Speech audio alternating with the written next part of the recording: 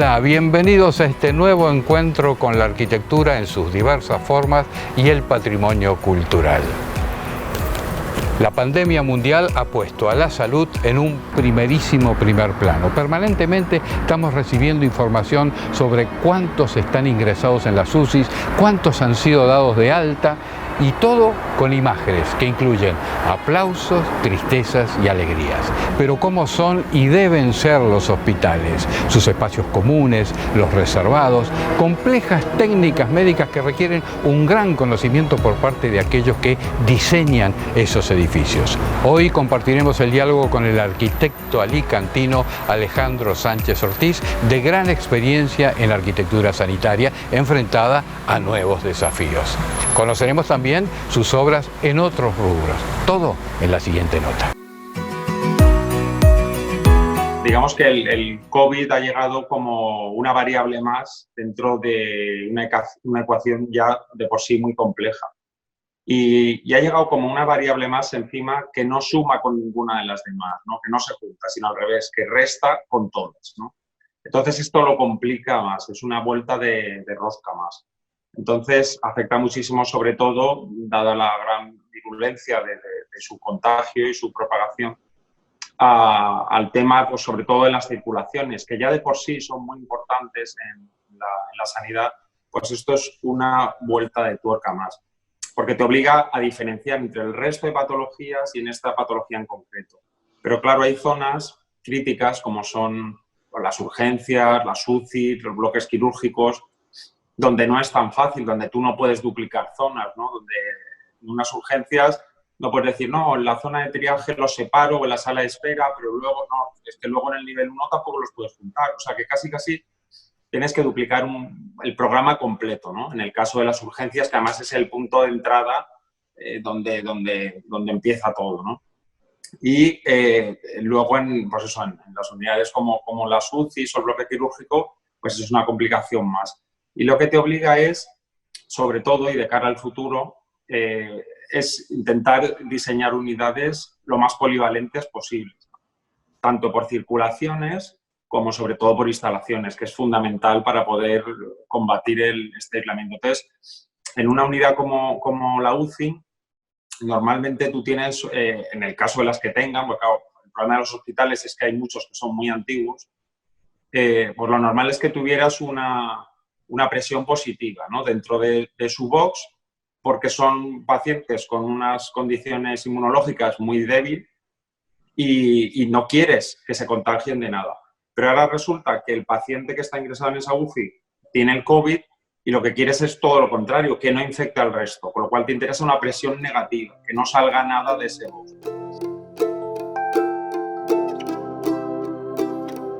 Actualmente estamos remodelando la UCI del Hospital General de Elda y bueno, pues va a ser una unidad muy avanzada y sobre todo muy polivalente.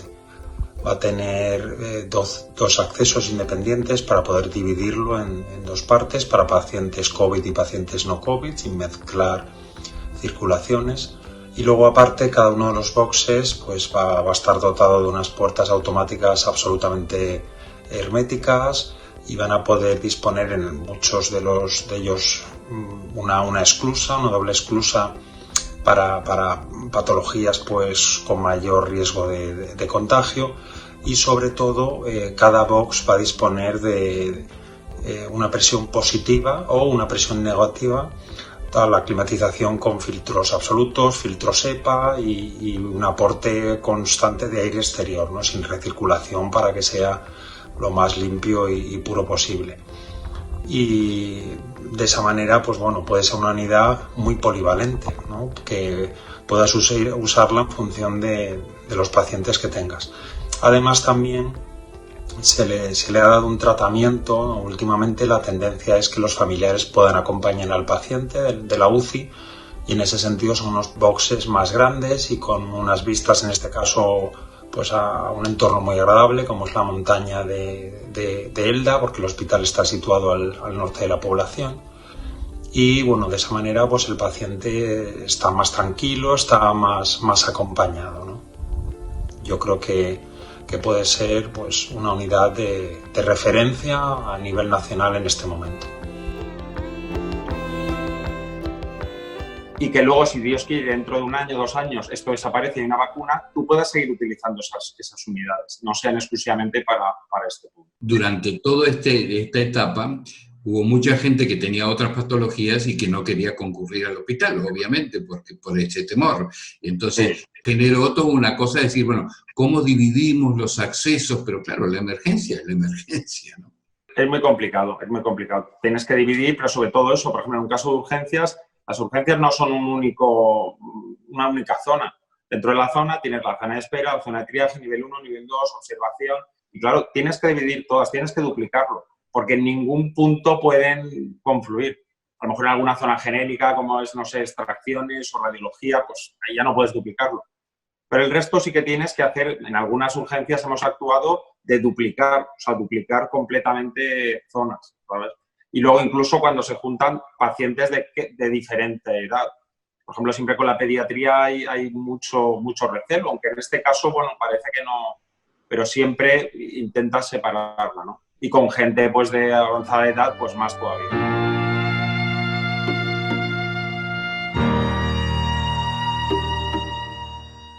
Uno de los últimos trabajos que hemos realizado es para mí una de las obras más difíciles que existen, porque es la remodelación y la ampliación de unas urgencias, de un hospital, pero sobre todo porque siguen en funcionamiento. O sea, esa es la clave, esa es la diferencia con cualquier tipo de obra, porque hay algunas que sí, hay remodelaciones que siguen funcionando, pero a lo mejor con exclusivamente trabajadores internos y tal. Pero aquí es que son con usuarios, y con usuarios además de una extrema gravedad, ¿no? Entonces, bueno, las últimas que hemos hecho más importantes han sido las del Hospital de Elche. Era una estructura, unas instalaciones muy obsoletas, pues tendrían a lo mejor 40 años entonces, y aparte funcionalmente estaban ya pasadas de moda y muy deterioradas. Entonces hemos intentado, siempre claro, las ampliaciones, en las remodelaciones poco puedes ampliar, porque los hospitales no están preparados para ampliaciones, sobre todo los de hace tiempo. Entonces te tienes que centrar fundamentalmente en organizar el sistema, ¿no? En volver a organizarlo, y porque es la clave en unas urgencias. Unas urgencias, el problema siempre que argumentan los médicos por el funcionamiento es que siempre hay pacientes por todos los pasillos, siempre hay familiares por todos los pasillos, siempre está muy mezclado, ¿no? Y entonces nosotros siempre intentamos organizar por zonas, no tenemos una gran sala de espera donde esté todo el mundo y de ahí no, intentamos por zonas que cada uno tenga su sala de espera, lo cual te organiza, te compartimenta y te da más intimidad, que yo creo que es algo fundamental. Yo creo que todos cuando piensas en ir a unas urgencias, pues ves, pues eso, a la gente con el brazo roto pasando por el pasillo, al otro con la cama, al otro... Y es una situación muy delicada, sí. Cualquiera que haya tenido que ir a un hospital por algo así, ves que te sientes, no sé, desprotegido, ¿no? Entonces nosotros siempre intentamos que al revés, que la privacidad sea fundamental por el propio paciente y luego por mejorar el propio trabajo del médico. Pero aún en si fuera de un proyecto que empieza de cero, noto el énfasis que tú le pones en preservar al paciente, al ser humano que está ahí, a sus parientes. ¿Cómo se logra ese equilibrio entre lo técnico, arquitectónico y lo humano presente, ¿no? Toda la arquitectura sanitaria, tanto sea un consultorio como un centro de salud, como un hospital, lo fundamental es que sea funcional. Obviamente la funcionalidad es lo principal porque de esa manera pues, se organiza. Ahora hay una palabra de moda desde hace unos años, que es la humanización de espacios, ¿no? Nosotros hace muchísimo tiempo que lo hemos intentado aplicar en todos nuestros proyectos. Yo siempre intento, en cualquier proyecto, pero en estos más, ponerme en el papel del paciente, ¿no? Del usuario. También del trabajador, por supuesto. Pero el usuario, porque yo creo que es el engranaje más débil de esta cadena. Entonces, siempre hemos intentado tratar, por ejemplo, los centros de salud, que son de nueva planta y te lo permiten más, pues que las salas de espera sean agradables, que de una zona a otra no tengas que pasar por en medio, tu sala de espera sea exclusiva, que no tengas que estar con gente con otras patologías pasando, con colores claros, agradables. con imágenes, ahora estamos integrando pues, muchas imágenes, el mobiliario, no cuesta nada, no tienes que poner la típica silla de estas, ¿sabes?, una tras otra, puedes incluir algún silloncito o algún mueble, algo de decoración, ¿no? Algo que estén a gusto. Si es una zona de pediatría, intentamos pues, que tengan una zona a lo mejor con un césped artificial, con unos jueguecitos. Yo hace mucho tiempo que en las salas de espera de los centros de salud pues siempre hacíamos un panelado completo en su tiempo de pizarra. Ahora ya hay unos panelados fenólicos que te permiten dibujar con pizarra o son imantados para que puedan jugar y que estén ese rato, ¿no? Y que se les pase fácil, tanto a ellos como en el caso de los padres, si es que están con hijos, con el caso de pediatría. Y que siempre estén lo más... Que no sientan un rechazo al tener, ostras, me tengo que ir al hospital, esa caja oscura donde entras y no sabes qué te van a hacer. Siempre intentar que sea un sitio agradable, que no te cree temor el ir. Hospitalario, o sea, que precisamente viene de la hospitalidad, digamos, ¿no? Sí, exactamente. Y bueno, sí, y tu estudio no solamente se dedica a la arquitectura hospitalaria para la salud, cuéntanos algunas que son realmente interesantes de mostrar. Aparte de hacer una buena arquitectura, para mí lo fundamental es la satisfacción del cliente, ¿no? Antes hablábamos pues, que el paciente era lo más importante y en este caso pues el cliente. Entonces, es otro tipo, los condicionantes son distintos, es una arquitectura más de detalle, más de otra escala, sin duda. Y lo fundamental es, yo intento siempre lo mismo, un poco como antes de ponerme en el papel del paciente, pues en este caso ponerme en la situación del cliente, pero ver qué casa quiere y cómo lo quiere. O sea, siempre intento empaparme y lo primero que les digo es que me reproduzcan su vida actual, ¿vale? Para ver qué se puede mejorar y qué se puede cambiar y qué querrían, cómo querrían ellos que fuera su casa. Y hay mucha gente que no lo sabe, que sencillamente viene, pues no, yo quiero una casa más grande, 5 dormitorios, un salón, tal, pero no sabe qué casa quiere. Y entonces eso no va a funcionar. Yo en ese caso intento que me cuenten todo, su forma de vivir y decir, y esto lo quiero así, pero ¿y por qué no? A lo mejor no te has planteado si lo hicieras así, estaríais más a gusto. Y la gente descubre muchas cosas, ¿no? Muchas cosas de que, ostras, pues sí, la verdad es que de esta manera me va a ir mejor. Porque ellos a lo mejor ven una casa en alguna revista o de unos amigos, yo quiero lo mismo, ya, pero eso lo mismo a lo mejor a ti no te va, ¿no? A tus circunstancias. Entonces intentamos hacer las viviendas más personalizadas siempre y buscando pues eso, también que sean casas flexibles, porque el problema de la vivienda es que a lo mejor te encarga una casa con niños pequeños, necesitas un programa, pero luego sabes que al cabo de unos años va a cambiar. Entonces, bueno, pues que eso se pueda luego reconducir de otra manera.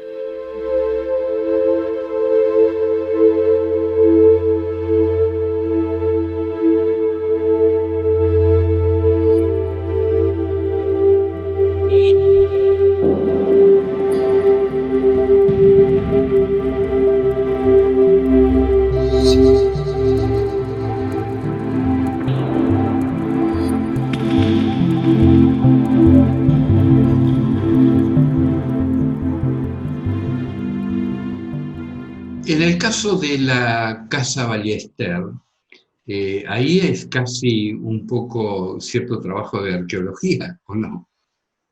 Sí, también. Es una casa, la típica casa de pueblo. Lo mismo, es una casa donde ahí los clientes no sabían tampoco qué decir, bueno, pues esto, pues en la planta baja tantos dormitorios, en esta otra tantos. Y la verdad es que conforme fuimos entrando, sobre todo en las demoliciones y tal, fuiste descubriendo, ¿no? Fuiste descubriendo pues todos los típicos muros de mampostería en las casas de pueblos que en un momento dado los han tapado, los han enfoscado, interiormente igual, pero estaban bien conservados. Entonces, una vez que los reparábamos, pues daban un aspecto fantástico, ¿no? Yo creo que valía la pena. Todo el entrevigado de maderas, lo mismo, ¿no? Se planteaba el tirarlo todo y hacerlo nuevo. Y dices, hombre, es una pena porque están en muy buen estado y si los recuperas puede dar una imagen fantástica. Y quedó, es una casa muy interesante, porque además es una casa, la típica casa de pueblo, estrecha, que da 2 fachadas y con mucha luz. Y intentamos aunar eso, un poco la esencia de la casa original, ¿no? Pero también aplicándole pues una cierta modernidad interior, pero que se solaparan entre ellas, ¿no? Que conjugaran para conseguir un lenguaje interesante, no rompieran, no se pegaran una con la otra. Yo creo que ha quedado una solución muy, muy correcta.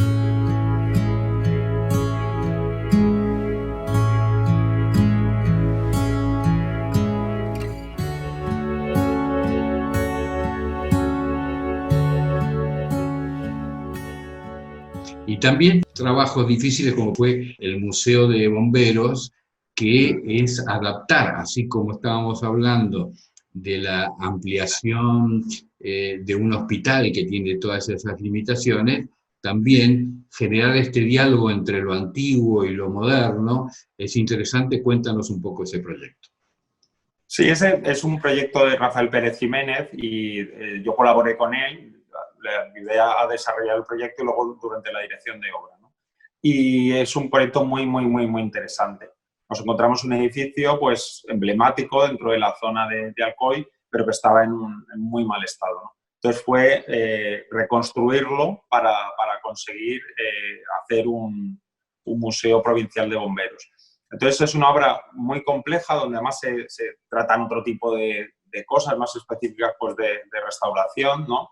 Y luego también empleamos todo tipo de materiales, pero siempre buscando, además al ser un museo, pues bueno, aquí se busca otra cosa. Es un museo con lo cual la funcionalidad no era tan importante, más allá de establecer un circuito, un recorrido luego para el visitante, pero sí que era más que ese recorrido fuera interesante, ¿no? Para el visitante y que pasara un rato entretenido y le pudiéramos contar toda la historia de los bomberos. Entonces es un proyecto muy bonito de la mano de Rafael Pérez, del cual aprendí muchísimo, y hay muchos materiales muy sofisticados, hay mucho detalle en el interior, no hay 2 pavimentos iguales, no hay 2 revestimientos, la cubierta era una cubierta de zinc, teníamos unas placas tanto solares como fotovoltaicas para que el edificio fuera enérgicamente autosuficiente.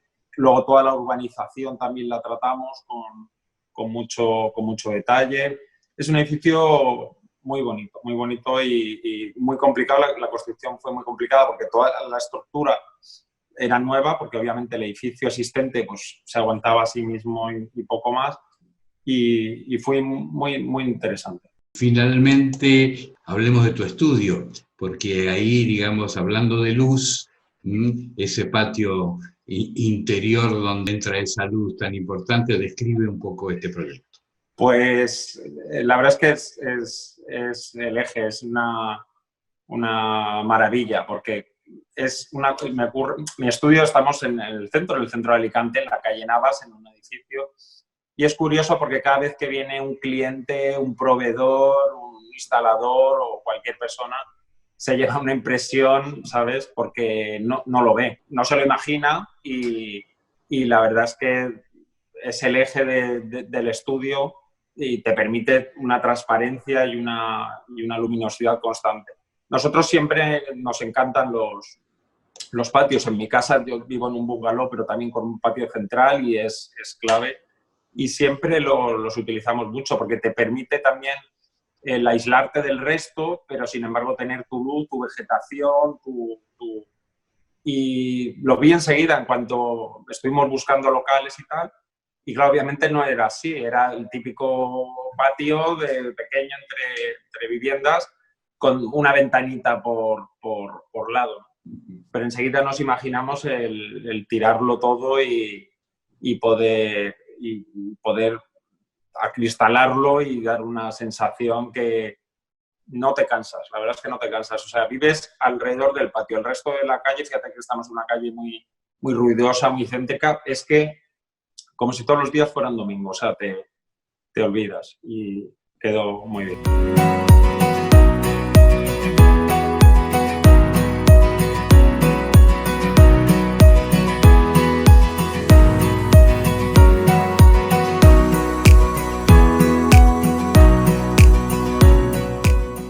Y siguiendo hacia el norte, el arquitecto catalán Joan Sabaté nos cuenta una de sus obras destinadas a la salud, pero con un objetivo muy preciso: el banco de sangre y tejidos, donde se combinan alta tecnología con funcionalidad.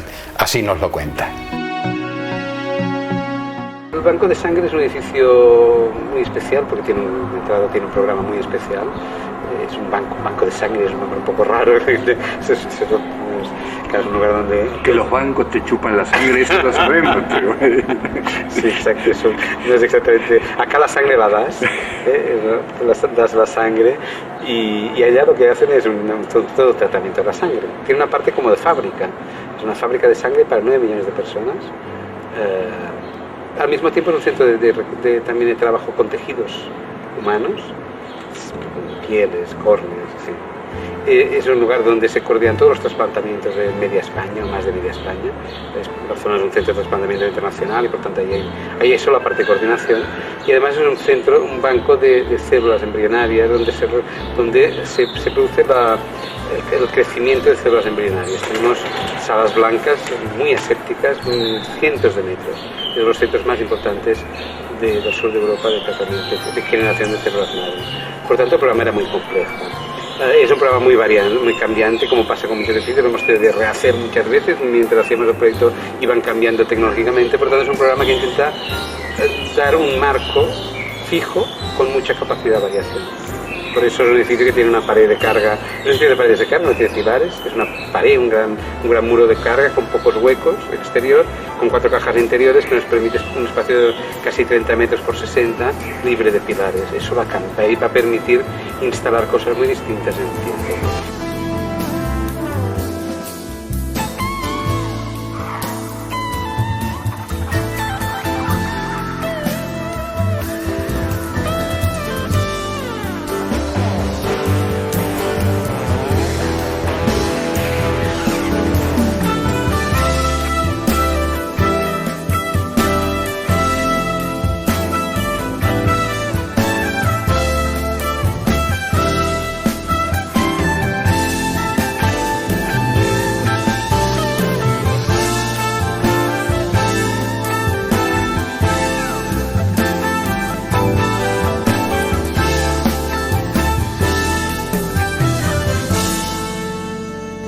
Esa es una particularidad. La otra particularidad es que el edificio también con la sustentabilidad, digamos, fuerte, que digo yo, ¿no? Con la sustentabilidad de color verde pintado y muy pensado para el sur, para países cálidos. Entonces, ¿cuáles son las características? Una pared gruesa con inercia térmica, con arquitecturas que ven acá, como una arquitectura antigua, paredes gruesas, blancas para evitar el sobrecalentamiento, con unos cristales, con poco cristal, con el 40% de superficie de cristal y con estos cristales con un filtro para que no pasen los infrarrojos ni los ultravioletas. Una persiana colocada detrás del cristal en el interior, curiosamente no afuera. Estamos frente al mar, cuando hay viento no hay sol, no hay nubes, por tanto el sol pega muy directamente. Las persianas exteriores se levantan, por tanto ahí no funcionaba, las colocamos dentro, pero son un espejo. De forma que cuando el sol atraviesa el cristal y pega en la persiana vuelve a salir. Y como no se transforma en calor, no se transforma en rayos infrarrojos, sino que vuelve a salir en forma de luz, vuelve a atravesar. No se produce el efecto invernadero, a pesar de que sea un cristal. Entonces, la parte superior de las persianas lo que hace es que gira distinto que la inferior y envía la luz contra el techo. Cuando toca el sol, las persianas bajan automáticamente un poquito antes de que le toque el sol. Ya sabemos que va a tocar por cuando bajan. Giran, envían la luz contra el techo y automáticamente se apagan las luces. La gente que trabaja nos decía que es un sitio que da una sensación de paz. Y yo creo que da una sensación de paz sobre todo cuando toca el sol. Cuando notas que el edificio se está cambiando, se transforma solo y de golpe la luz sale del techo, ¿no? Y hay como un silencio, hay como no hay deslumbramiento, no está frente al mar, pero el mar es lindo para ver, pero si uno lo ve directamente se deslumbra. Cuando gira no ve nada de su puesto de trabajo. Las persianas tienen unos agujeritos muy pequeñitos que te permiten ver el mar como un visible, ¿no? Volvemos a recuperar el cristal desnudo nos sirve para el sur, tenemos demasiado luz, ¿no? ¿Qué dimensiones tiene? ¿Dónde está emplazado? El edificio está en una zona muy especial de la ciudad, está al lado del mar, frente al mar. en Barcelona, entre la Villa Olímpica y el Fórum de las Culturas, muy apreciado. Ahí también hubo una actitud de la municipalidad, de Jordi Deu, de querer que el centro tecnológico se quedara en la ciudad, no se mandara a 20 kilómetros, en 30, porque la gente que trabaja en este centro vive en la ciudad, y que los hospitales están al lado. Ahí había una apuesta también urbana, un modelo urbano que Barcelona ha sabido desarrollar. Es un edificio de 16.000 metros cuadrados, dotado de unas características, aparte, digamos, de todo lo tecnológico que significa un centro de investigación. Claro, es el único centro donde se transforma la sangre frente a cualquier evento dramático, frente a cualquier terremoto. Este edificio tiene que poder garantizar la continuidad del servicio, por tanto, es un edificio con unas condiciones extraordinarias de seguridad.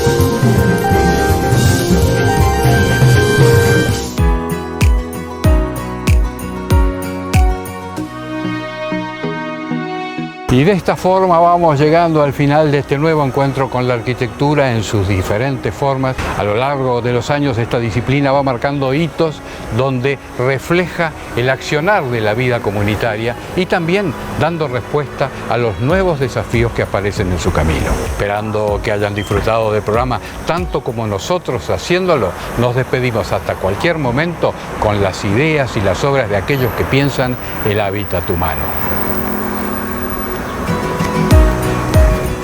Cuídate, y si tú te cuidas, nos cuidamos todos.